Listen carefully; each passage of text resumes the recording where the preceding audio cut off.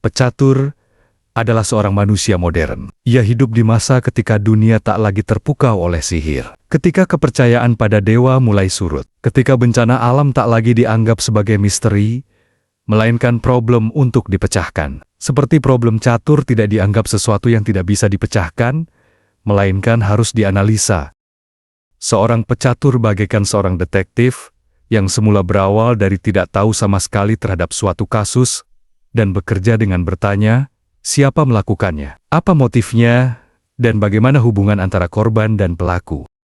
Pecatur dan detektif memiliki kesamaan di antaranya. Menghadapi situasi yang rumit dengan informasi terbatas, keduanya juga menggunakan deduksi, intuisi, dan logika. Persamaan lainnya, keduanya tidak menerima begitu saja, tapi selalu bertanya, siapa, mengapa, bagaimana? Pada tahun 1996, Karpov menghadapi suatu posisi di atas papan ketika melawan Boris Gulko, di mana dia hampir saja melangkah gajah C3. Sebuah langkah natural dan wajar dalam pikiran Grandmaster. Tapi tiba-tiba intuisinya sebagai seorang Grandmaster yang memiliki daya penciuman yang mirip detektif, melihat ada sesuatu yang aneh dari bangunan catur. Dia melihat posisi kuda C6 yang hanya dijaga oleh gajah, sementara kedua bentengnya mengarah pada kedua perwira ini.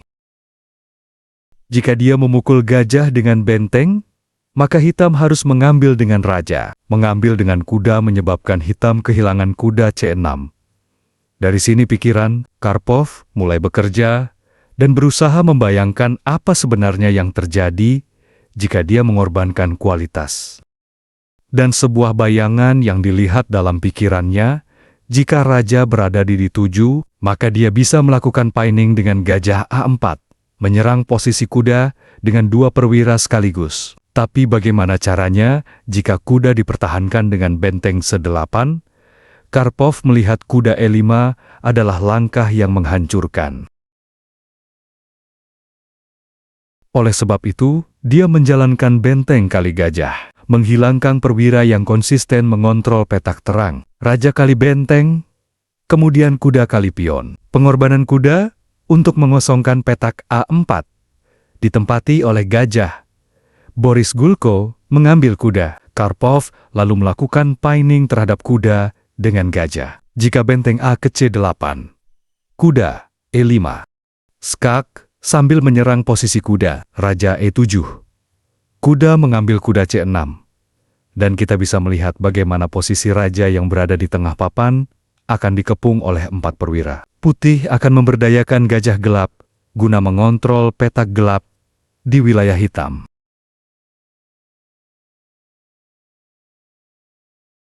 Di posisi ini, Boris Gulko tidak menggerakkan benteng ke C8, melainkan raja C8. Namun posisi rajanya masih terkena pining dari benteng. Karpov melangkah kuda E5, menambah tekanan terhadap kuda.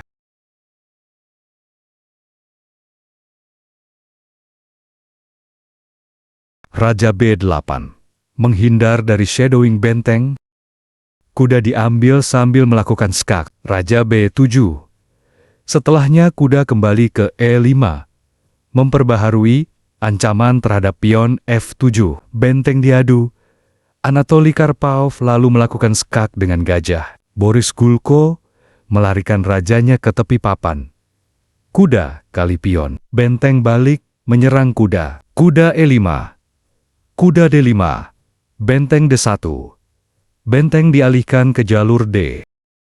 Gajah A4 dengan ancaman forking raja dan benteng. Boris Gulko mengantisipasi dengan kuda E7, kuda D7, kuda D5, raja F1. Boris Gulko kemudian mengorbankan gajah dengan mengambil pion. Tapi Karpov terlebih dahulu mengambil kuda dengan benteng. Pion kali benteng. Pion kali gajah. Kemudian Boris Gulko menyerang gajah dengan benteng. Pion B4. Benteng E4. Gajah C3. Pion A5. Pion A3. Pertukaran pion. Benteng E7. Posisi kuda mendapat ancaman 2 kali dari benteng. Maka dari itu Karpov membawa kudanya ke sentrum. Benteng skak. Raja E2. Raja B7, gajah skak, Raja C7, pion B5, benteng F5, kuda F3, benteng E4, pion H3, benteng A4, pion menyerang benteng, benteng skak, kuda menutup, pion I5.